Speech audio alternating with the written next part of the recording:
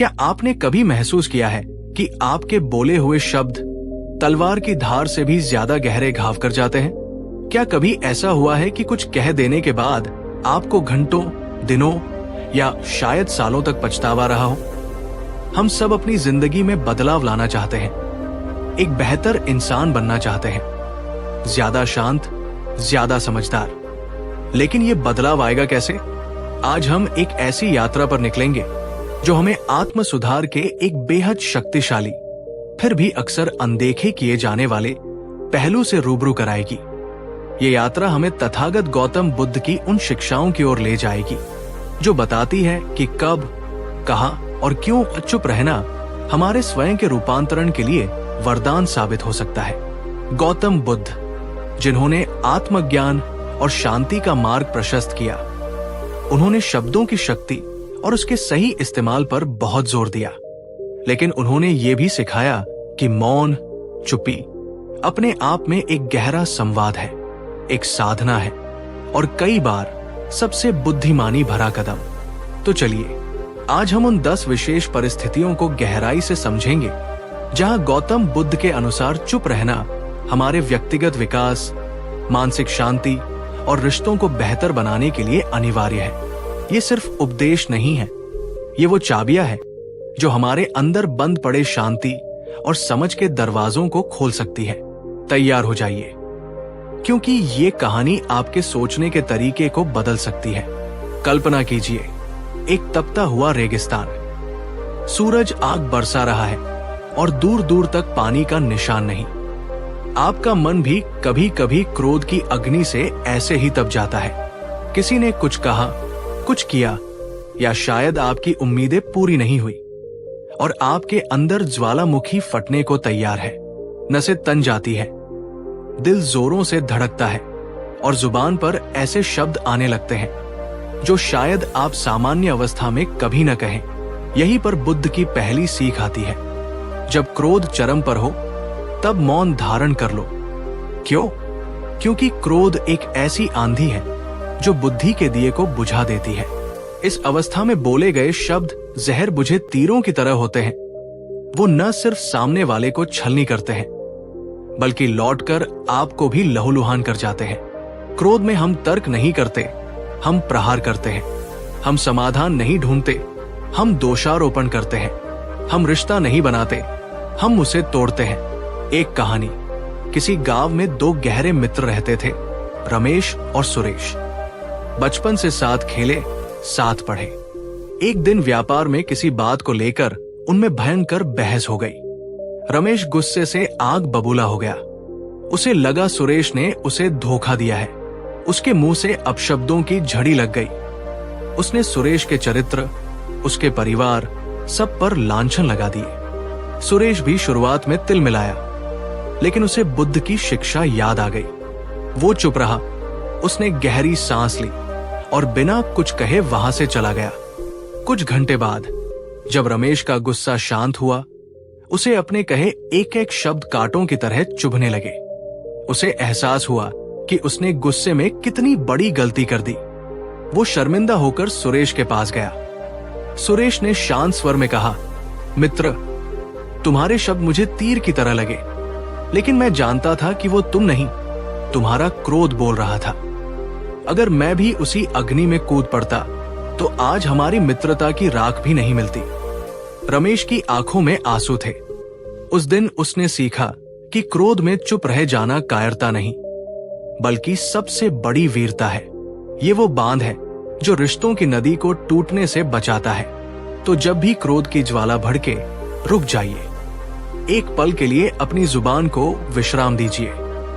गहरी सांस लें, उस जगह से हट जाएं। याद रखें, मौन आपको सोचने का, स्थिति को समझने का और बाद में शांत मन से सही शब्द चुनने का अवसर देता है। ये आपके आत्मनियंत्रण की पहली सीढ़ी है। खुद को बदलने की राह में ये पहला और शायद सबसे महत्वपूर्ण कदम है। दूसरी स्थिति, जब आपके पास पूरी जानकारी न हो। सोचिए, आप किसी महफिल में बैठे हैं और किसी गंभीर विषय पर चर्चा चल रही है, शायद विज्ञान, इतिहास या कोई सामाजिक मुद्दा। हर कोई अपनी राय दे रहा है। आपको भी उस विषय के बारे में थोड़ी बहुत सुनी सुनाई जानकारी है, लेकिन गहराई से नहीं पता। फिर भी खुद को ज्ञानी दिखाने की इच्छा या चर्चा में शामिल होने का दबाव आपको बोलने के लिए उकसाता है। यही बुद्ध की दूसरी सीख महत्वपूर्ण हो जाती है। जब आपके पास विषय की पूरी और पुख्ता जानकारी न हो, तब चुप रहना बेहतर है। क्यों? क्योंकि अधूरे ज्ञान के आधार पर बोलना कई समस्याओं को जन्म दे सकता है। गलत जानकारी फैलना, आप अनजाने में दूसरों को भ्रमित कर सकते हैं। अपनी अज्ञानता का प्रदर्शन, जो लोग विषय को जानते हैं वो तुरंत समझ जाएंगे कि आप सिर्फ हवा में बातें कर रहे हैं। इससे आपकी विश्वसनीयता कम होती है। व्यर्थ का विवाद, अधूरी जानकारी पर आधारित तर्क अक्सर कमजोर होते हैं और आसानी से काटे जा सकते हैं, जिससे बेवजह की बहस छिड़ सकती है।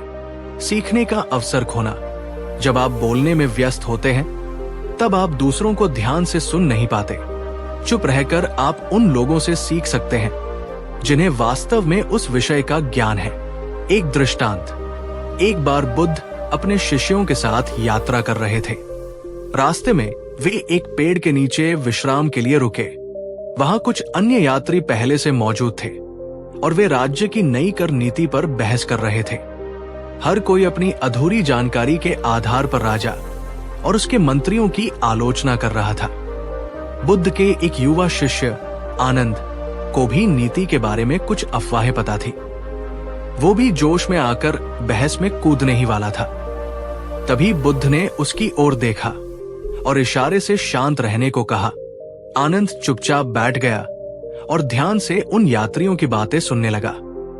थोड़ी देर में एक विद्वान व्यक्ति वहां आया जिसने पूरी नीति का अध्ययन किया था। उसने शांत भाव से नीति के हर पहलू, उसके फायदे और नुकसान, सब कुछ विस्तार से समझाया। सभी यात्री चुपचाप उसे सुनते रहे। बहस खत्म हो गई और सबको सही जानकारी मिली। बाद में आनंद ने बुद्ध से पूछा, गुरुदेव, आपने मुझे बोलने से क्यों रोका? बुद्ध मुस्कुराए और बोले, आनंद, जहां ज्ञान का सागर बह रहा हो, वहां अपनी छोटी सी गागर लेकर छलकना बुद्धिमानी नहीं। चुप रहकर तुमने न सिर्फ अपनी अज्ञानता को छिपाए रखा, बल्कि ज्ञान अर्जित करने का अवसर भी पाया। याद रखो, मौन रहकर सुनना अधूरे ज्ञान के साथ बोलने से कहीं ज्यादा शक्तिशाली है। तो अगली बार जब आप ऐसी स्थिति में हो जहां आपको विषय का पूरा ज्ञान नहीं है, तो अहंकार को परे रखकर चुपचाप सुनने का प्रयास करें। प्रश्न पूछें, समझने की कोशिश करें। ये न सिर्फ आपको गलत बोलने से बचाएगा, बल्कि आपके ज्ञान के भंडार को भी बढ़ाएगा। खुद को बदलने का अर्थ है अपनी सीमाओं को स्वीकार करना और निरंतर सीखते रहना। इसमें मौन आपका सबसे अच्छा शिक्षक बन सकता है। तीसरी स्थिति, जब कोई अपना दुख या पीड़ा साझा कर रहा हो। जिंदगी में ऐसे पल आते हैं जब कोई दोस्त, कोई प्रियजन किसी गहरे दुख या तकलीफ से गुजर रहा होता है। शायद उन्होंने किसी अपने को खोया है, या वे किसी बड़ी असफलता से जूझ रहे हैं, या बस जिंदगी की चुनौतियों से थक गए हैं। वे आपके पास आते हैं अपनी भावनाएं व्यक्त करने, अपना बोझ हल्का करने। ऐसे क्षणों में बुद्ध की तीसरी सीख हमें मार्गदर्शन देती है। जब कोई अपना दुख या पीड़ा आपसे साझा कर रहा हो, तो अक्सर चुप रहकर सुनना ही सबसे बड़ी संवेदना होती है। क्यों? क्योंकि जब कोई इंसान दर्द में होता है तो उसे हमेशा सलाह या समाधान की जरूरत नहीं होती। उसे जरूरत होती है एक ऐसे कान की जो बिना टोके, बिना जज किए बस उसकी बात सुन ले। उसे जरूरत होती है एक ऐसे दिल की जो उसकी पीड़ा को महसूस कर सके। हमारे शब्द चाहे कितने ही नेक इरादे से क्यों न कहे गए हों, कई बार उसके दुख को कम करने की बजाय बढ़ा सकते हैं। सब ठीक हो जाएगा जैसी बातें खोखली लग सकती है।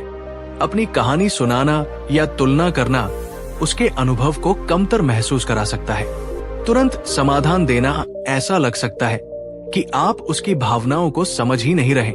एक अनुभव, मेरी एक दोस्त प्रिया के पिता का अचानक देहांत हो गया। वो पूरी तरह टूट चुकी थी। मैं उससे मिलने गई।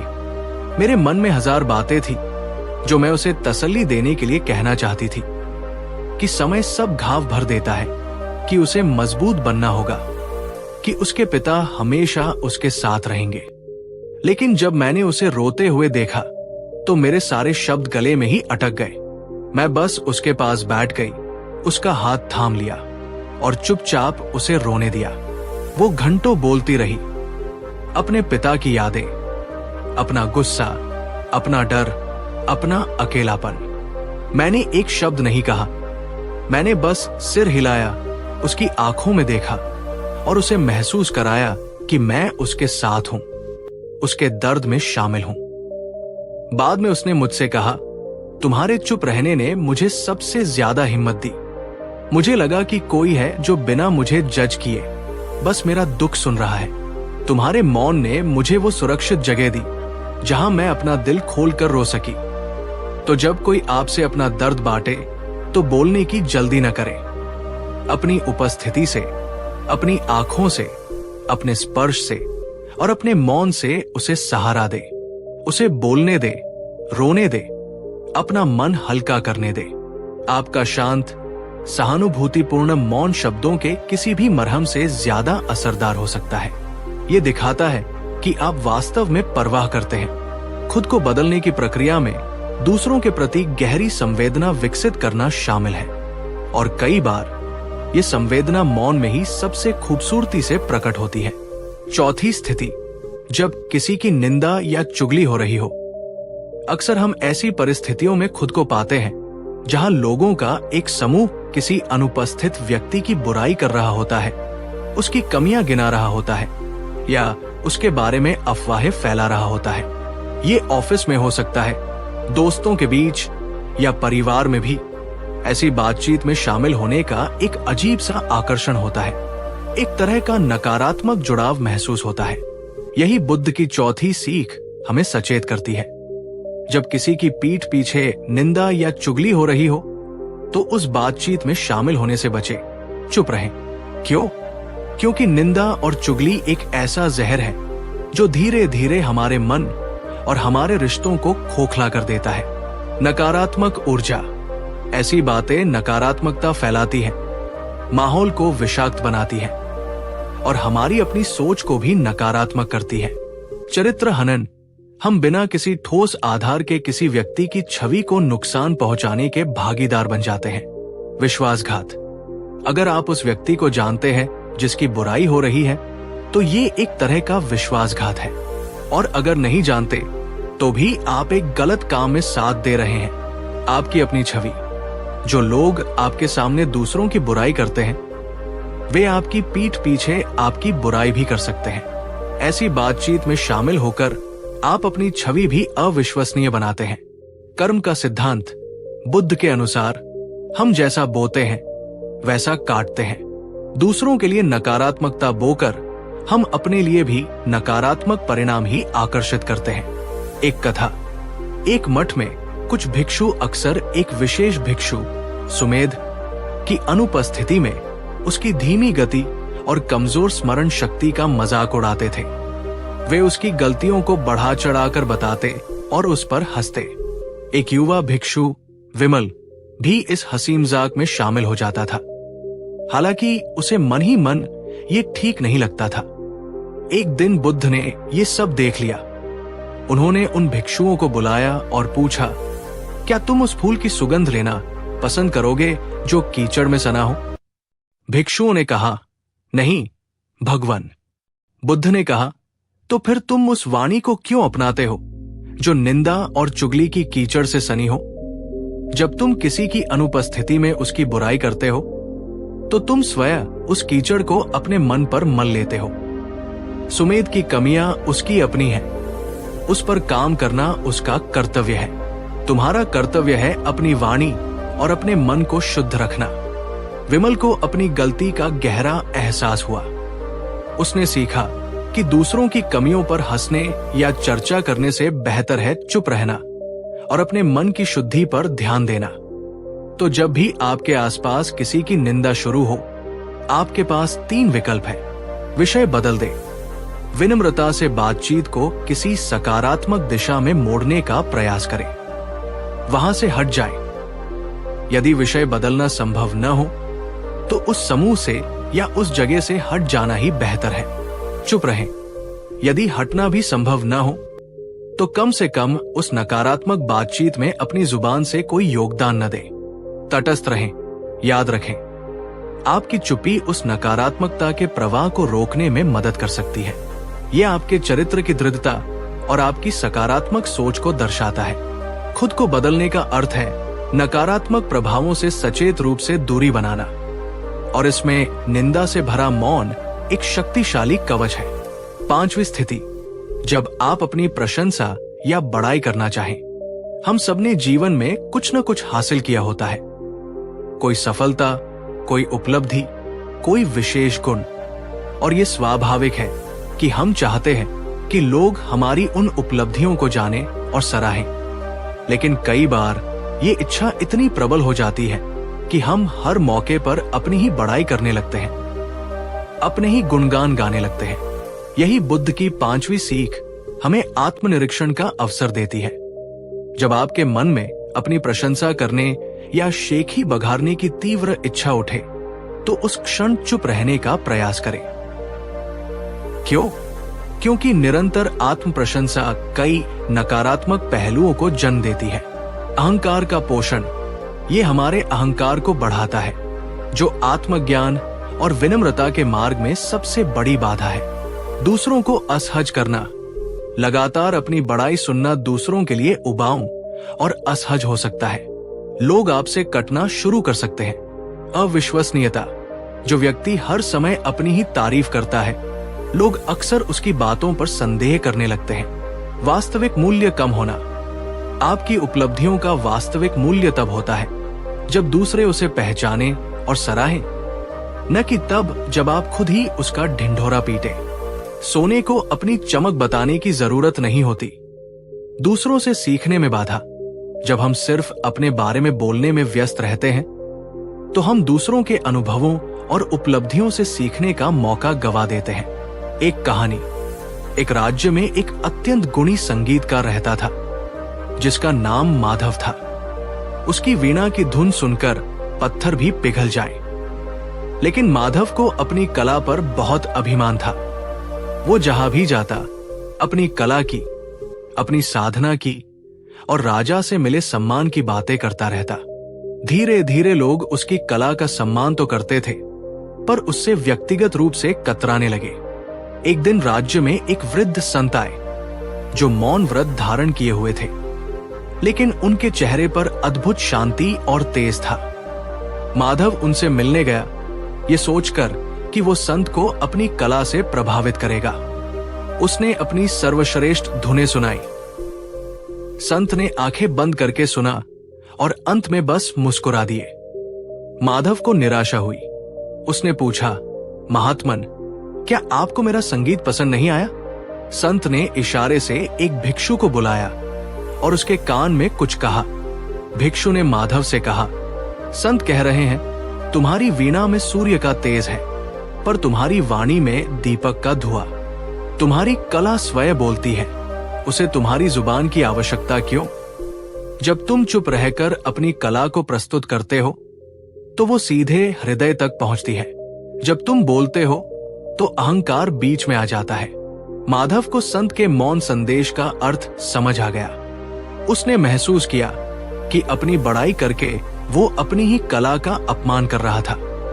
उस दिन से उसने अपनी वाणी पर संयम रखा और अपनी कला को और भी विनम्रता से प्रस्तुत करने लगा। उसकी कला और भी निखरी और लोग अब न सिर्फ उसकी कला बल्कि उसके व्यक्तित्व का भी सम्मान करने लगे। तो जब भी आपको अपनी उपलब्धियों का बखान करने की तीव्र इच्छा हो, एक पल रुके, सोचें, क्या ये सच में आवश्यक है? क्या आपकी उपलब्धि स्वयं नहीं बोल रही? सच्ची योग्यता और विनम्रता स्वतः ही सम्मान अर्जित करते हैं।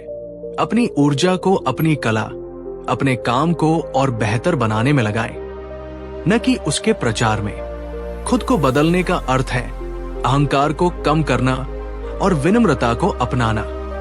इस यात्रा में अपनी बड़ाई के क्षणों में चुना गया मौन आपके चरित्र को सोने की तरह चमका सकता है। छठी स्थिति, जब आपसे ऐसी राय मांगी जाए जिस पर आपने विचार न किया हो, सोच समझ कर बोलना। कई बार ऐसा होता है कि बातचीत के दौरान अचानक हमसे किसी ऐसे मुद्दे पर राय मांग ली जाती है जिस पर हमने पहले कभी गंभीरता से सोचा ही नहीं होता। ये कोई राजनीतिक घटना हो सकती है, कोई सामाजिक बदलाव या किसी व्यक्ति के बारे में निर्णय। दबाव में या बस बातचीत में बने रहने के लिए हम अक्सर बिना सोचे समझे कुछ भी कह देते हैं। यहाँ बुद्ध की छठी सीख हमें मार्गदर्शन देती है। जब आपसे किसी ऐसे विषय पर तत्काल राय मांगी जाए जिस पर आपने पर्याप्त विचार नहीं किया है, तो तुरंत जवाब देने के बजाय चुप रहना या समय मांगना बेहतर है। क्यों? क्योंकि बिना सोचे समझे दी गई राय अक्सर अपरिपक्व होती है, उसमें गहराई और विश्लेषण की कमी होती है, भ्रामक हो सकती है, वो मुद्दे के सभी पहलुओं को ध्यान में नहीं रखती, बाद में बदलनी पड़ सकती है। जब आप बाद में उस पर सोचते हैं तो आपको एहसास होता है कि आपकी पहली राय गलत या अधूरी थी, जिससे आपकी विश्वसनीयता कम होती है, आपकी अज्ञानता दर्शा सकती है। ये दिखा सकता है कि आप बिना विचारे बोलने के आदी हैं, गलत निर्णय का कारण बन सकती है। यदि आपकी राय किसी निर्णय प्रक्रिया का हिस्सा है तो ये गलत दिशा में ले जा सकती है। एक उदाहरण, एक ऑफिस मीटिंग में बॉस ने अचानक एक जूनियर कर्मचारी अमन से एक नई मार्केटिंग रणनीति पर उसकी राय पूछ ली। अमन ने उस रणनीति के बारे में बस सुना था, गहराई से समझा नहीं था, लेकिन बॉस के सामने चुप रहना उसे ठीक नहीं लगा।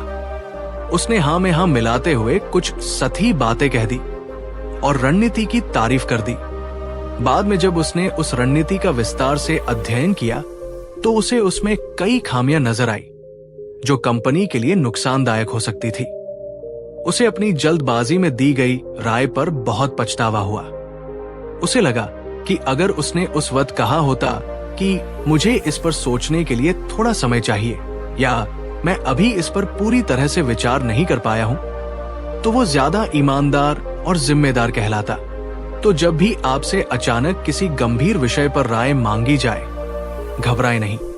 ये स्वीकार करने में कोई बुराई नहीं है कि आपने अभी इस पर पर्याप्त विचार नहीं किया है। आप कह सकते हैं, ये एक महत्वपूर्ण मुद्दा है, मुझे इस पर सोचने के लिए थोड़ा समय दे, मैं इस बारे में और जानकारी इकट्ठा करके अपनी राय देना चाहूंगा। मैंने अभी इस पहलू से इस पर विचार नहीं किया है। ये चुप्पी या समय मांगना आपकी कमजोरी नहीं, बल्कि आपकी परिपक्वता और ईमानदारी को दर्शाता है। ये दिखाता है कि आप हवा में बातें करने के बजाय सोच समझकर बोलने में विश्वास रखते हैं। खुद को बदलने की प्रक्रिया में विचारशील और जिम्मेदार बनना शामिल है। बिना सोचे समझे राय देने के प्रलोभन के क्षण में चुना गया मौन या विलंब आपकी बौद्धिक ईमानदारी का प्रमाण है। सातवीं स्थिति, जब बहस निरर्थक और आक्रामक हो रही हो।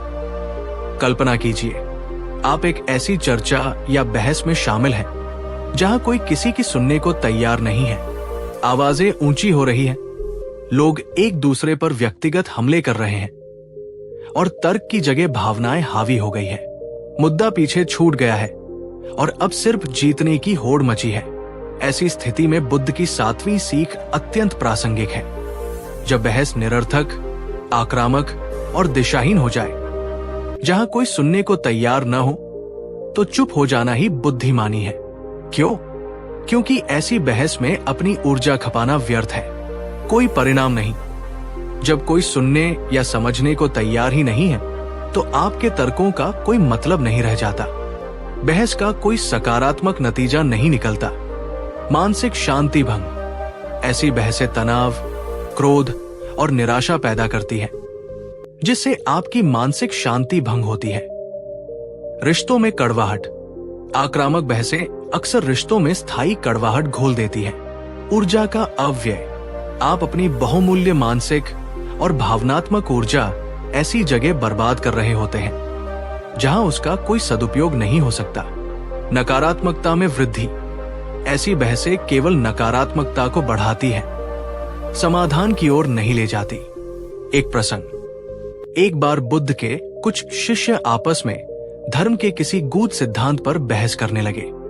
धीरे धीरे बहस तीव्र होती गई, आवाजें ऊंची होने लगी और वे एक दूसरे के ज्ञान पर प्रश्न उठाने लगे।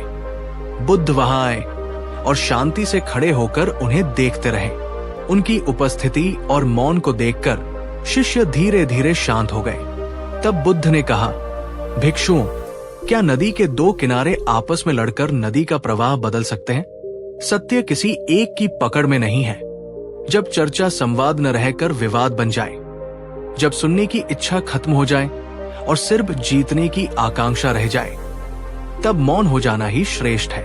अपनी ऊर्जा सत्य की खोज में लगाओ, व्यर्थ के विवाद में नहीं। शिष्यों को अपनी भूल का एहसास हुआ।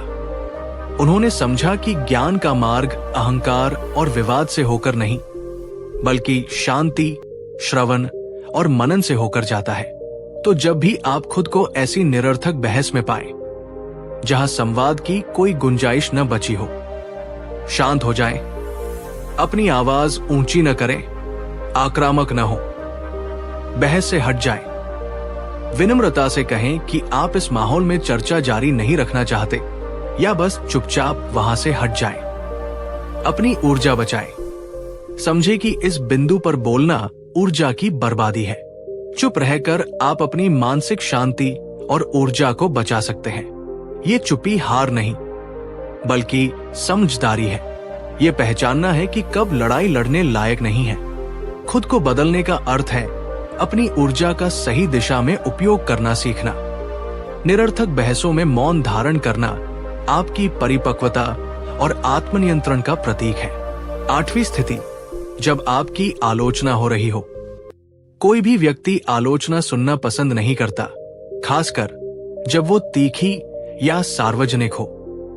हमारी पहली प्रतिक्रिया अक्सर बचाव करने की, स्पष्टीकरण देने की या पलटकर आलोचना करने वाले पर ही हमला करने की होती है। हमें लगता है कि चुप रहना हमारी कमजोरी या गलती की स्वीकृति मानी जाएगी। लेकिन बुद्ध की 8वीं सीख हमें एक अलग दृष्टिकोण देती है। जब कोई आपकी आलोचना कर रहा हो, तो तत्काल प्रतिक्रिया देने या बचाव करने के बजाय पहले क्षण में चुप रहकर उसे सुने और उस पर विचार करें। क्यों? क्योंकि तत्काल प्रतिक्रिया अक्सर भावनाओं से प्रेरित होती है, तर्क से नहीं। चुप रहकर सुनने से आपको कई फायदे मिलते हैं। पूरी बात समझने का मौका। आप आलोचना को बिना बीच में टोके पूरी तरह से सुन पाते हैं, जिससे आप उसके पीछे के कारण और दृष्टिकोण को बेहतर समझ सकते हैं। भावनाओं को शांत करने का समय। मौन आपको अपनी तत्काल भावनात्मक प्रतिक्रिया, क्रोध, दुख, शर्मिंदगी को नियंत्रित करने और शांत होने का अवसर देता है। आलोचना में सत्य की खोज। हर आलोचना गलत नहीं होती। चुप रहकर आप निष्पक्ष रूप से ये विचार कर सकते हैं कि क्या आलोचना में कोई सच्चाई है, जिससे आपको अपनी कमियों को सुधारने का मौका मिल सकता है। परिपक्वता का प्रदर्शन। शांति से आलोचना सुनना आपकी परिपक्वता, आत्मविश्वास और खुले दिमाग का प्रमाण है। बेहतर प्रतिक्रिया की तैयारी। शांत मन से सुनने और विचार करने के बाद आप अधिक संतुलित, तर्कसंगत और रचनात्मक तरीके से प्रतिक्रिया दे सकते हैं। यदि आवश्यक हो तो एक कथा। अंगुलिमाल, जो एक खूंखार डाकू था और लोगों की उंगलियां काटकर माला पहनता था। जब बुद्ध से मिला तो उसने उन्हें भी मारने की धमकी दी और उनका अपमान किया। बुद्ध शांत रहे, चुपचाप उसकी बातें सुनते रहे। उन्होंने कोई बचाव नहीं किया, कोई क्रोध प्रकट नहीं किया। बुद्ध की इस अविचल शांति और मौन ने अंगुलिमाल को अंदर तक हिला दिया।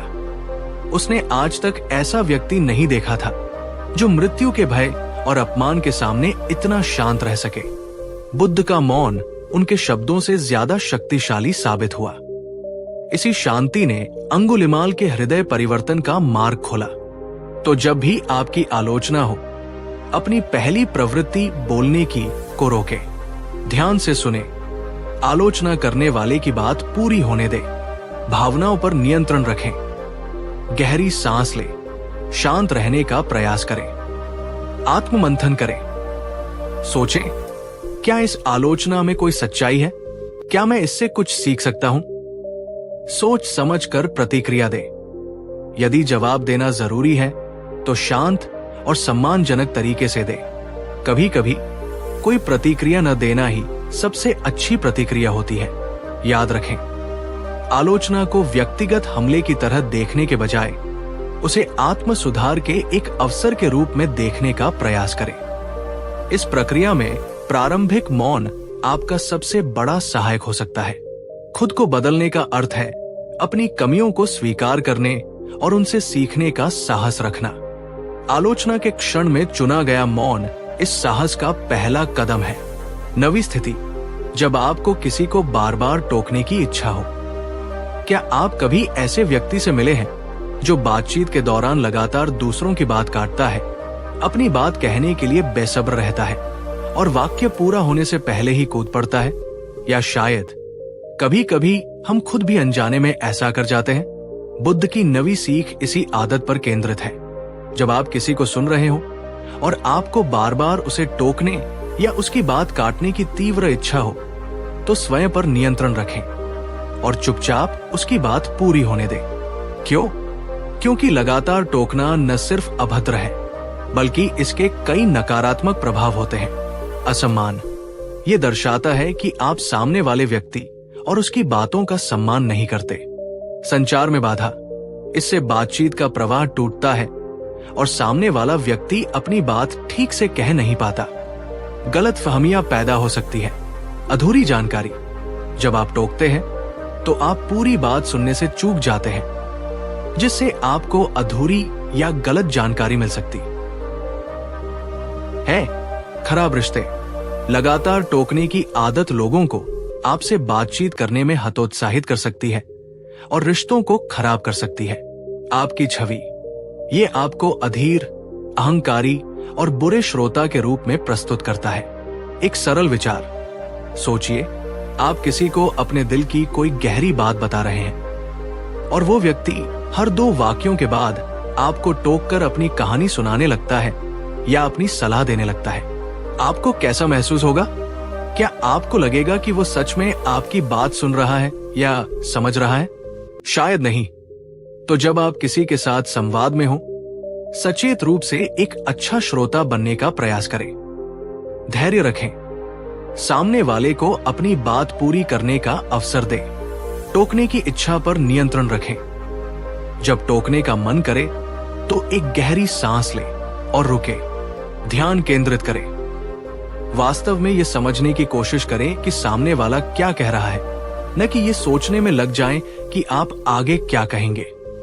प्रश्न पूछें। बात पूरी होने पर यदि कुछ स्पष्ट न हो तो बात पूरी होने के बाद सम्मानपूर्वक प्रश्न पूछें। अच्छा श्रोता बनना एक कला है और मौन इसका एक महत्वपूर्ण हिस्सा है। चुप रहकर दूसरों को ध्यान से सुनना न केवल सम्मान दर्शाता है, बल्कि आपको बेहतर समझने, गहरे संबंध बनाने और प्रभावी ढंग से संवाद करने में मदद करता है। खुद को बदलने की प्रक्रिया में दूसरों के प्रति सम्मान और ध्यान विकसित करना आवश्यक है, और बातचीत में धैर्यपूर्ण मौन इसका एक सुंदर उदाहरण है। 10वीं स्थिति, जब आपके शब्द मदद नहीं कर सकते। जीवन में ऐसी परिस्थितियां भी आती है जहां शब्द निरर्थक हो जाते हैं। शायद कोई अपरिवर्तनीय क्षति हो गई है, कोई ऐसी स्थिति उत्पन्न हो गई है जिसे बदला नहीं जा सकता, या कोई व्यक्ति ऐसी मानसिक अवस्था में है जहां तर्क या सलाह का कोई असर नहीं होना है। ऐसे में कुछ भी कहना हवा में तीर चलाने जैसा होता है। यही बुद्ध की 10वीं और अंतिम सीख हमें रास्ता दिखाती है। जब आप ऐसी स्थिति में हो जहां आपके शब्द न तो मदद कर सकते हैं, न ही स्थिति को बदल सकते हैं, तो मौन को स्वीकार करना ही उचित है। क्यों? क्योंकि ऐसे में बोलने का प्रयास करना व्यर्थ होता है। यह आपकी ऊर्जा और समय की बर्बादी है, पीड़ा बढ़ा सकता है। गलत शब्द या अनावश्यक सलाह सामने वाले के दुख या हताशा को और बढ़ा सकती है, अवास्तविक उम्मीदें जगा सकता है। आप ऐसी उम्मीदें बंधा सकते हैं जो पूरी नहीं हो सकती। आपकी लाचारी दर्शा सकता है। यह दिखाता है कि आप स्थिति की गंभीरता या अपरिवर्तनीयता को समझ नहीं पा रहे हैं, शांति भंग कर सकता है। कभी कभी मौन ही स्थिति को संभालने और स्वीकृति लाने का सबसे शांत तरीका होता है। एक उदाहरण कल्पना कीजिए, किसी के घर में बाढ़ का पानी घुस गया है और सब कुछ तबाह हो गया है। उस क्षण में जाकर ये कहना कि चिंता मत करो, सब ठीक हो जाएगा, या तुम्हें ऐसा नहीं करना चाहिए था, कितना खोखला और असंवेदनशील लगेगा। उस क्षण में शायद आपकी चुपचाप उपस्थिति, मदद के लिए बढ़े हुए हाथ या बस सहानुभूतिपूर्ण मौन ही सबसे बड़ी राहत हो सकती है। शब्द वहां कम पड़ जाते हैं। या सोचिए, कोई व्यक्ति गहरे अवसाद में है और किसी की सुनने या समझने की स्थिति में नहीं है। लगातार सलाह देना या उसे खुश करने की कोशिश करना शायद उल्टा असर करे। ऐसे में बस उसके साथ चुपचाप बैठना, उसे ये महसूस कराना कि वो अकेला नहीं है, ज्यादा मददगार हो सकता है।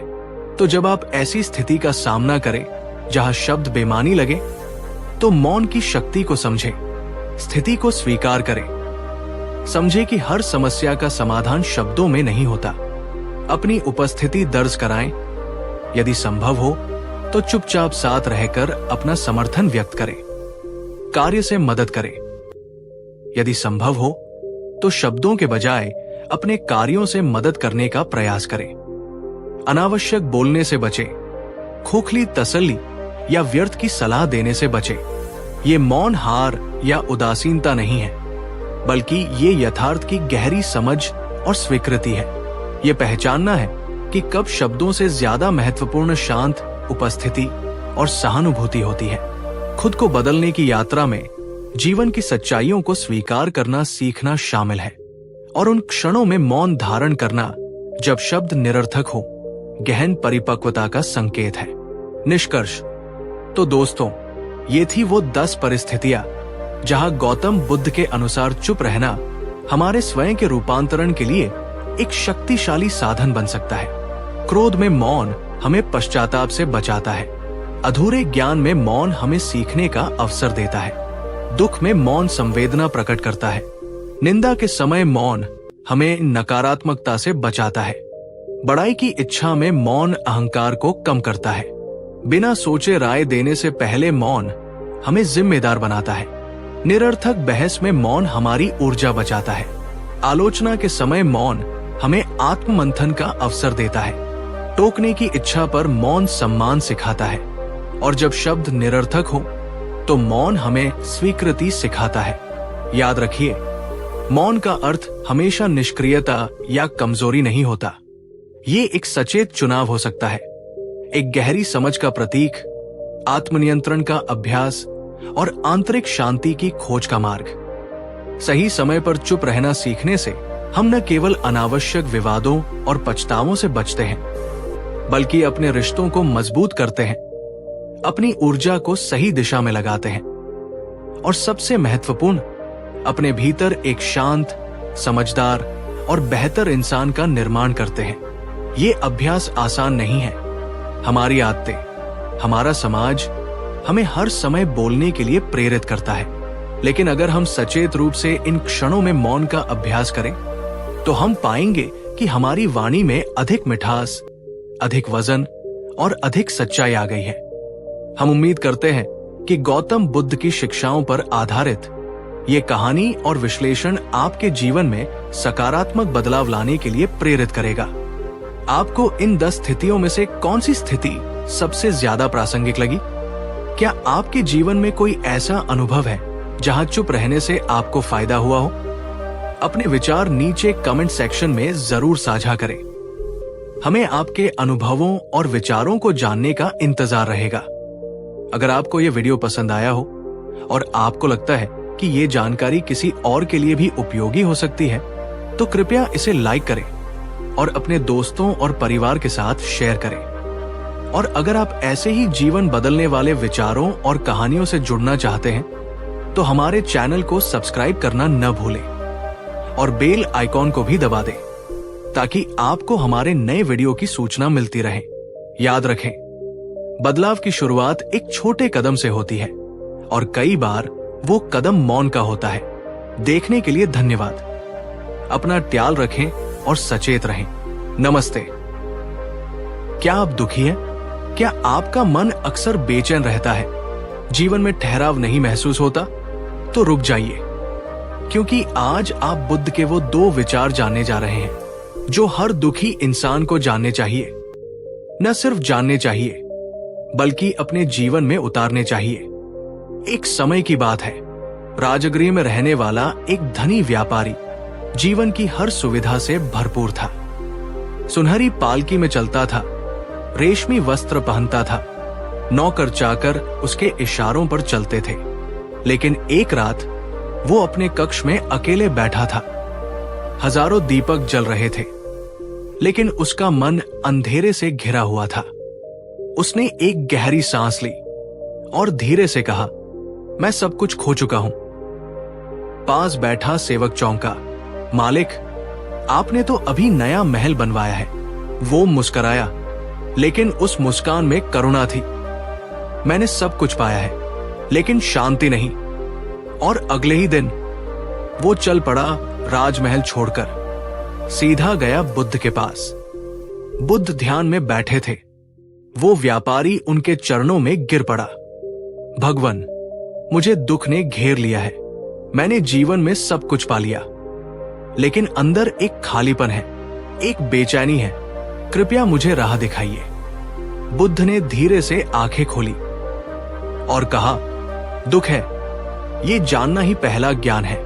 यही पहला विचार है जो हर दुखी इंसान को जानना चाहिए। विचार 1, दुख है, लेकिन उससे मुक्ति भी है। पहले इसे स्वीकारो, फिर इसका कारण जानो। बुद्ध ने कभी नहीं कहा कि दुख नहीं है, बल्कि उन्होंने कहा, दुख जीवन का एक अभिन्न हिस्सा है। जब तुम इसे अस्वीकार करते हो, तब तुम और ज्यादा दुखी हो जाते हो। लेकिन जब तुम इसे स्वीकार करते हो, तो तुम उसकी जड़ तक पहुंच सकते हो। बुद्ध ने उस व्यापारी से पूछा, तुम्हें दुख किस बात का है? उसने कहा, मुझे लगता है मेरी कोई पहचान नहीं है। लोग मुझसे प्यार नहीं करते। मैं अकेला हूं। मैं डरता हूं। मैं हार गया हूं। बुद्ध मुस्कुराए, तुम्हारा दुख किसी एक कारण से नहीं है। ये विचारों की एक लंबी श्रृंखला है, और जब तक तुम इन विचारों को देख नहीं पाओगे, तब तक दुख की आग में जलते रहोगे। उन्होंने कहा, ध्यान करो, हर उस क्षण पर जब तुमने खुद से कहा, मैं कमजोर हूं।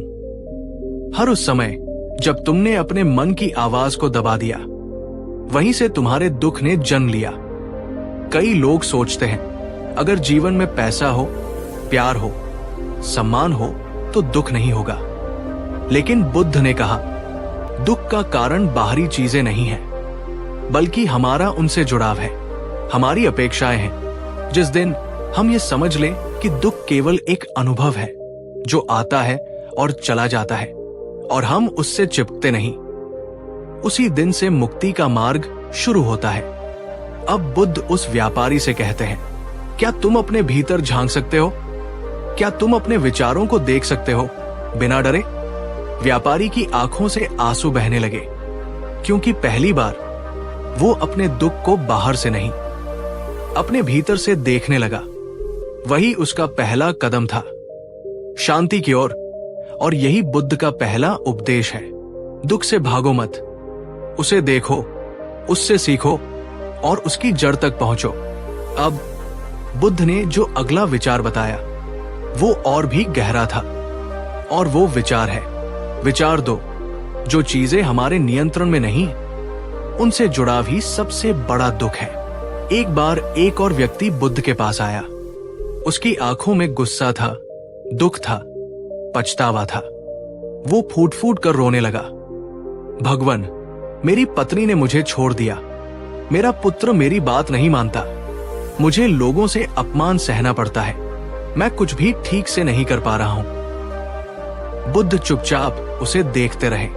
जब वो शांत हुआ, बुद्ध ने उससे एक ही प्रश्न पूछा, इन सभी बातों में क्या कोई भी बात तुम्हारे नियंत्रण में थी? वो चुप हो गया। बुद्ध ने कहा, पत्नी का व्यवहार, पुत्र की सोच, लोगों की आलोचना, इनमें से एक भी चीज तुम नियंत्रित नहीं कर सकते थे, लेकिन फिर भी तुमने इन्हीं चीजों को अपनी खुशी का आधार बना लिया। यही तुम्हारा दुख है। हम सभी ऐसा करते हैं। हम अपने मन की शांति को उस चीज से जोड़ देते हैं जो हमारे हाथ में नहीं होती। हम सोचते हैं, अगर वो मुझे समझेगा तो मैं खुश रहूंगा। अगर मेरी जिंदगी वैसी होगी जैसी मैं चाहता हूं, तभी मैं संतुष्ट हो पाऊंगा। और जब वैसा नहीं होता, हम टूट जाते हैं। बुद्ध ने कहा, जिस दिन तुम ये स्वीकार कर लो कि दुनिया तुम्हारे मुताबिक नहीं चलेगी, उस दिन से तुम्हारा मन शांत हो जाएगा। उन्होंने एक उदाहरण दिया। समुद्र में तूफान आएगा। तुम नाव को संभाल नहीं सकते, लेकिन तुम अपनी पकड़ मजबूत कर सकते हो, अपने भीतर स्थिरता ला सकते हो। यही बुद्ध का दूसरा उपदेश है। दुख तब होता है जब हम दुनिया को अपने अनुसार बनाना चाहते हैं। शांति तब आती है जब हम खुद को दुनिया के अनुसार ढालना सीखते हैं। धीरे धीरे संगीत में एक ध्यानपूर्ण स्वर आता है, जैसे किसी गहरे अनुभव के बाद का मौन। और तब वो व्यापारी जिसने सब कुछ खो दिया था, एक दिन बुद्ध के पास आया और कहा, अब मैं जानता हूं, दुख को समझना ही पहला उपाय है, और जो चीजें मेरे बस में नहीं, उनसे जुड़ने की कोशिश न करना, यही दूसरा। बुद्ध मुस्कुराए। अब तुम जानने लगे हो, अब तुम देखने लगे हो, अब तुम मुक्त होने लगे हो। क्या आप भी ऐसे ही किसी दुख में फंसे हैं? क्या आप भी किसी ऐसी चीज से जुड़े हैं जो आपके हाथ में नहीं? क्या आप भी जीवन की उन घटनाओं से परेशान हैं जिन पर आपका कोई नियंत्रण नहीं? तो रुकिए, अपनी सांसों पर ध्यान दीजिए और बुद्ध की इन बातों को मन में दोहराइए। दुख को देखो, भागो मत। जो तुम्हारे हाथ में नहीं, उससे जुड़ो मत। शांति वहीं से शुरू होती है। अब आप तैयार हैं अगले 2 विचारों को जानने के लिए जो बुद्ध ने दुखी आत्माओं के लिए कहे थे। अगर ये अनुभव आपको थोड़ा भी सुकून दे गया हो, तो इसे अपने किसी प्रियजन के साथ जरूर साझा कीजिए जो इस समय दुख में है। शायद बुद्ध की ये आवाज उनके दिल तक भी पहुंचे। पिछले एपिसोड में आपने जाना कैसे दुख से मुक्ति पाई जा सकती है। आज हम 2 और महत्वपूर्ण विचारों पर ध्यान देंगे जो जीवन को शांत और समृद्ध बना सकते हैं। कभी सोचा है हमारा सबसे बड़ा दुश्मन क्या है? क्या वो कुछ बाहर का है या फिर हमारी अंदर की भावना? क्या आपने महसूस किया है कि हमारा गुस्सा, हमारी निराशा, हमारी ईर्ष्या, ये सब हमें और ज्यादा दुखी करते जाते हैं? आज हम इसे समझने की कोशिश करेंगे। विचार 3, क्रोध, द्वेष और ईर्ष्या ये आग की तरह है जो पहले तुम्हें जलाते हैं। कभी कभी हम सोचते हैं कि जो कुछ हमारे साथ गलत हो रहा है उसका कारण दूसरे लोग हैं। हमारा गुस्सा उन लोगों पर होता है जिन्होंने हमें चोट पहुंचाई। हमारा द्वेष उन लोगों के लिए होता है जिन्होंने हमें अपमानित किया। हमारी ईर्ष्या उस व्यक्ति के लिए होती है जो हमसे आगे बढ़ गया। लेकिन बुद्ध ने कहा, क्रोध, द्वेष और ईर्ष्या ये आग की तरह है जो सबसे पहले तुम्हें जलाती है। एक बार एक व्यक्ति बुद्ध के पास आया। वो पूरी तरह से गुस्से में था। उसने कहा, भगवान, मेरा दोस्त मुझसे धोखा कर रहा है। उसने मेरी पत्नी को मुझसे छीन लिया। अब वो मेरा विरोध कर रहा है। मैं उसे सबक सिखाना चाहता हूं, लेकिन मैं जानता हूं इसका परिणाम क्या होगा। मुझे गुस्सा आता है। बुद्ध ने उसकी बात ध्यान से सुनी, फिर मुस्कुराते हुए बोले, तुम्हारा गुस्सा ठीक नहीं है। तुमने ये सोचा कि वो तुम्हें दुखी कर रहा है, लेकिन क्या तुम जानते हो कि वो तुम्हारे गुस्से से भी अधिक दुखी है? वो व्यक्ति कुछ चौंका। कैसे? उसने पूछा। बुद्ध ने कहा, जब तुम गुस्से में होते हो तो तुम्हारे भीतर एक जलन होती है, एक आग जलती है। वो आग तुम्हें ही सबसे पहले जलाती है। तुम उस व्यक्ति से बदला लेना चाहते हो, लेकिन तुम्हारा गुस्सा तुम्हें ही भीतर से खा जाता है। तुम उसे नष्ट नहीं कर रहे हो, बल्कि अपनी मानसिक शांति को खो रहे हो। वो व्यक्ति समझने लगा। बुद्ध ने आगे कहा, गुस्सा या द्वेष सिर्फ तुम्हें दुख देता है, ये किसी और को नहीं। तुम अपने भीतर के शांति के युद्ध को जीने का रास्ता तलाशो। जैसे ही तुम गुस्से को छोड़ दोगे, तुम एक गहरी शांति महसूस करोगे। बुद्ध के इस उपदेश ने उस व्यक्ति के जीवन को बदल दिया। वो गुस्सा छोड़कर शांति की ओर बढ़ा। उसने अपने जीवन में एक नई दिशा पाई। बुद्ध ने कहा, क्रोध को छोड़ दो और शांति को अपनाओ। क्या आप भी किसी से नाराज हैं? क्या आप भी क्रोध से जकड़े हुए हैं? तो याद रखिए, क्रोध, द्वेष और ईर्ष्या आपकी आंतरिक शांति को छीन सकते हैं। सिर्फ आप ही अपने भीतर की आग को बुझा सकते हैं। विचार 4, सच्चा सुख बाहर नहीं, भीतर खोजो। एक दिन बुद्ध ने एक युवक से पूछा, तुम क्या चाहते हो? युवक ने जवाब दिया, भगवान, मैं हर जगह सुख की तलाश कर रहा हूं। मुझे खुशी चाहिए। मैंने हर जगह देखा है, घर में, काम में, समाज में, लेकिन कहीं भी सच्चा सुख नहीं मिल रहा। बुद्ध मुस्कुराए। उन्होंने कहा, तुम बाहर सुख की तलाश कर रहे हो, लेकिन सच तो यह है कि सुख भीतर है। तुम जो बाहर ढूंढ रहे हो, वो तुम्हारे भीतर पहले से ही मौजूद है। युवक ने चौंकते हुए पूछा, कैसे? मुझे तो कहीं भी सुख नहीं मिला। बुद्ध ने शांतिपूर्वक उत्तर दिया, तुम्हारा सुख तुम्हारी सोच और तुम्हारे दृष्टिकोण पर निर्भर करता है। जब तुम बाहरी दुनिया से अपने सुख की उम्मीद रखते हो, तो तुम हमेशा निराश होते हो। लेकिन जब तुम भीतर देखोगे, अपने दिल की शांति और संतोष को महसूस करोगे, तब तुम्हें बाहर के सामान की जरूरत नहीं पड़ेगी। फिर उन्होंने एक उदाहरण दिया। एक कमल के फूल को देखो, वो दलदल में उगता है, लेकिन उसका पत्ता कभी दलदल से गंदा नहीं होता। वैसे ही तुम्हें भी अपनी सोच को गंदे विचारों से बचाए रखना है। बाहर का दुनिया तुमसे कोई फर्क नहीं पड़ता, जब तक तुम भीतर से शांत हो। युवक ने गहरी सांस ली और कहा, मैं समझता हूं, सच्चा सुख बाहरी चीजों में नहीं है, ये भीतर है, मेरे अपने मन की शांति में। ये विचार बहुत गहरा था। सच्चा सुख वास्तव में बाहरी वस्तुओं या परिस्थितियों पर निर्भर नहीं करता। ये हमारे मन और आत्मा की शांति में बसा होता है। क्या आप भी सच्चे सुख की तलाश में हैं? तो ध्यान से सुनिए, सच्चा सुख बाहर नहीं, भीतर खोजो। अंतिम विचार, शांति और समृद्धि की ओर। अगर हम बुद्ध के इन विचारों को जीवन में उतारें, तो हम न केवल अपने दुखों से मुक्त हो सकते हैं, बल्कि हम जीवन में सच्ची शांति और सुख भी पा सकते हैं। हम अपने क्रोध को पहचान सकते हैं, उसे छोड़ सकते हैं। हम अपने भीतर की शांति को महसूस कर सकते हैं, जो हमेशा से हमारे अंदर मौजूद थी। जब हम इस समझ को पाते हैं, तो जीवन और भी सरल और सुंदर बन जाता है। बुद्ध ने हमें ये नहीं सिखाया कि हमें इस दुनिया से भाग जाना चाहिए। उन्होंने हमें सिखाया कि हमें अपने भीतर की दुनिया को समझना चाहिए, क्योंकि वही असली दुनिया है। आप भी अपने जीवन में इस ज्ञान को अपनाइए। ध्यान दीजिए हर एक विचार और हर एक भावना पर, क्योंकि ये छोटे छोटे कदम आपके जीवन को एक नई दिशा दे सकते हैं। इस ज्ञान के साथ अगले एपिसोड में हम और भी गहरे विचारों पर चर्चा करेंगे। तब तक ध्यान रखें, अपने भीतर शांति खोजें। बाहर कुछ भी हो सकता है। अगर आपको इस एपिसोड से कुछ सीखने को मिला हो, तो इसे अपने दोस्तों और परिवार के साथ जरूर साझा करें।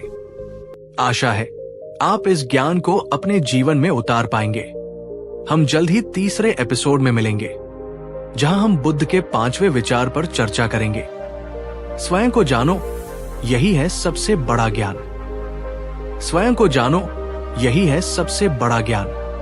जीवन में सबसे बड़ी चुनौती क्या हो सकती है? क्या वो बाहरी संघर्ष है, या फिर वो आंतरिक लड़ाइयां जो हम अपने भीतर लड़ते हैं? हमारे जीवन की कठिनाइयां अक्सर हमारे भीतर की असमंजस और अज्ञानता के कारण होती है। हम खुद को नहीं समझ पाते। हमारी असली पहचान क्या है? हम कौन हैं? हम क्या चाहते हैं? अगर आप खुद को समझ सकते हैं, तो फिर आप जीवन के किसी भी संघर्ष को हल कर सकते हैं। इस विचार को गहराई से समझना और इसे जीवन में लागू करना आपके लिए एक नई राह खोल सकता है। विचार 5, स्वयं को जानो, यही है सबसे बड़ा ज्ञान। बुद्ध ने कहा था, स्वयं को जानो। क्या आप जानते हैं कि यह साधारण सा लगता हुआ वाक्य आपके जीवन को बदल सकता है? आइए इसे समझते हैं। एक बार बुद्ध ने एक व्यक्ति से पूछा, तुम कौन हो? व्यक्ति ने जवाब दिया, मैं एक व्यापारी हूं, भगवान। तुम्हारा असली नाम क्या है? बुद्ध ने फिर पूछा। व्यक्ति ने कहा, मेरा नाम रामू है। बुद्ध ने उसे समझाते हुए कहा, यह नाम तुम्हारा केवल बाहरी पहचान है, तुम्हारी असली पहचान क्या है? व्यक्ति चुप हो गया। वो नहीं समझ सका कि बुद्ध का क्या मतलब था। बुद्ध ने धीरे धीरे कहा, तुम्हारा असली अस्तित्व तुम्हारे विचारों, तुम्हारी भावनाओं और तुम्हारे दृष्टिकोण में बसा है। अगर तुम खुद को जानना चाहते हो तो तुम्हें अपनी अंतरात्मा की गहराई में उतरना होगा। तुम अपने भीतर के मन, भावना और सोच को जानो, तभी तुम असली ज्ञान प्राप्त कर सकते हो। व्यक्ति को एहसास हुआ कि वो अपने भीतर क्या है, ये उसे कभी नहीं समझ सका। वो हमेशा बाहरी चीजों में खोया रहता था। बुद्ध के इस वाक्य ने उसकी सोच को पूरी तरह बदल दिया। क्या आप खुद को समझने की कोशिश करते हैं? क्या आपने कभी ये सोचा है कि आपका असली अस्तित्व क्या है? आपकी पहचान बाहरी चीजों से कहीं ज्यादा गहरी है। ये आपके विचारों, आपकी भावनाओं और आपकी सोच से बनती है। स्वयं को जानने का मतलब केवल अपने नाम, पहचान या बाहरी रूप को जानना नहीं है। ये इस बारे में है कि हम अपने भीतर की विचारधाराओं, हमारे इमोशंस और हमारे दृष्टिकोण को समझें। अगर हम अपनी मानसिकता को समझ लें तो हम अपने जीवन के संघर्षों का सामना आसानी से कर सकते हैं। बुद्ध ने यह सिखाया कि हमारे भीतर की शांति, हमारी पहचान और हमारे वास्तविक उद्देश्य को जानने से ही जीवन में सच्ची खुशियां मिल सकती है। ये विचार बहुत गहरा है, क्योंकि ये हमें बाहरी दुनिया से नहीं बल्कि अपने भीतर से खुद को जानने का आग्रह करता है। एक दिन एक युवक बुद्ध के पास आया और बोला, भगवान, मुझे अपने जीवन का उद्देश्य नहीं मिल रहा है। मैं ये नहीं समझ पा रहा हूं कि मुझे क्या करना चाहिए। बुद्ध ने उसे शांतिपूर्वक उत्तर दिया, क्या तुम जानते हो कि एक पौधा, एक फूल या एक पेड़ किस उद्देश्य से जीवन जीते हैं? युवक ने जवाब दिया, हाँ, वे जीवन जीते हैं ताकि वे दूसरों को छाया दे सकें या फल दे सकें। बुद्ध ने मुस्कुराते हुए कहा, ठीक है, लेकिन तुम क्या जानते हो कि इसका उद्देश्य सिर्फ एक बाहरी कार्य नहीं है। एक पेड़ अपने उद्देश्य को समझता है क्योंकि वह अपने अस्तित्व को जानता है। वो जानता है कि वो क्या है और उसका क्या कार्य है। तुम्हारी तरह हर व्यक्ति का उद्देश्य अपने भीतर छिपा होता है। तुम्हें बस ये समझने की जरूरत है कि तुम कौन हो और तुम्हारा उद्देश्य क्या है। तुम्हें सिर्फ अपने भीतर की आवाज सुनने की जरूरत है। ये सुनकर युवक को एक नया दृष्टिकोण मिला। वो समझने लगा कि जीवन का उद्देश्य बाहर नहीं बल्कि भीतर है। ये आत्मज्ञान ही जीवन का असली उद्देश्य है। जब हम खुद को जानने की कोशिश करते हैं तो हमें कई फायदे होते हैं। 1, आत्मविश्वास बढ़ता है। जब हम खुद को समझते हैं तो हम अपने फैसले खुद ले सकते हैं। हम अपने विचारों और भावनाओं से भयभीत नहीं होते। हमें पता होता है कि हम क्या चाहते हैं और क्यों चाहते हैं। 2, संतुलित जीवन। स्वयं को जानने से जीवन में संतुलन आता है। हमारे भीतर की असमंजस और उलझने समाप्त हो जाती है। हमारी सोच स्पष्ट होती है और हम अपने जीवन को सही दिशा में बढ़ाते हैं। 3, भावनात्मक शांति। जब हम अपने भीतर की भावना और विचारों को समझने लगते हैं तो हम क्रोध, चिंता और दुख से मुक्त होते हैं। हमारे मन में शांति का वास होता है। 4, सकारात्मक दृष्टिकोण। स्वयं को जानने से हमारी सोच में सकारात्मकता आती है। हमने जो खोया था उसके बारे में सोचने के बजाय हम जो हमारे पास है उसी में खुशी पाते हैं। लेकिन स्वयं को जानने का रास्ता आसान नहीं है। इसके लिए हमें आत्मनिरीक्षण और ध्यान की आवश्यकता होती है।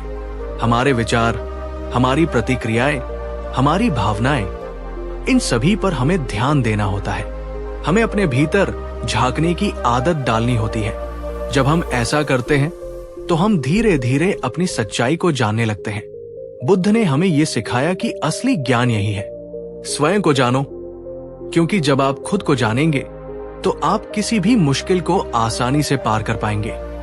आप अपने जीवन में शांति और खुशी पा सकते हैं। निष्कर्ष, बुद्ध के इन 5 विचारों ने न केवल उनके समय के लोगों का जीवन बदला, बल्कि आज भी ये हमें दिशा दिखाते हैं। हर व्यक्ति को इन विचारों को समझने और अपनाने की जरूरत है।